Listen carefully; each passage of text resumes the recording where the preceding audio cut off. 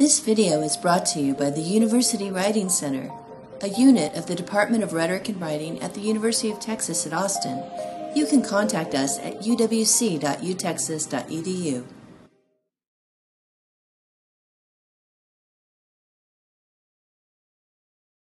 Hi, my name is Martha Carnes, and I'm a writing consultant at the UWC at UT. I'm going to talk to you a little bit about lack of definitions and explanations for frequently used terms in your writing. So as graduate students, we're becoming experts in our fields. Sometimes we may forget that the person reading is not as knowledgeable about our specific topic. Are you in a very technical field? Do you use a lot of very specific terms in your writing?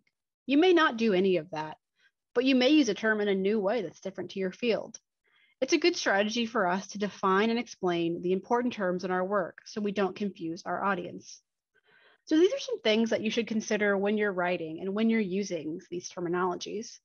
Is the term I'm using vague or unclear? Is understanding this term or concept central to understanding my argument? Would my audience know this term? Am I using this term in a new or different way? Or could this term have multiple meanings?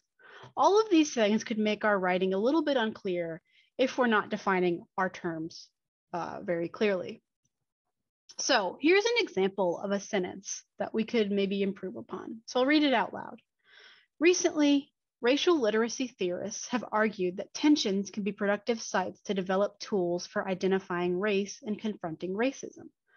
To date, few empirical studies demonstrate the generative possibilities of using tensions to develop and engage in the practices of racial literacy. Moreover, much of the existing literature on tensions excludes the experiences of elementary students. So this is a good sentence overall, but we can still improve. There might be some confusing terminology here. So we have this word tensions.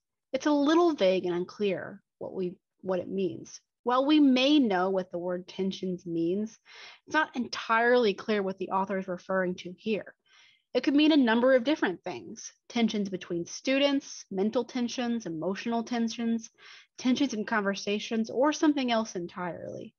The only way that you can make sure your audience knows what you're referring to is if you explain it clearly. So here's a revision I made for this sentence.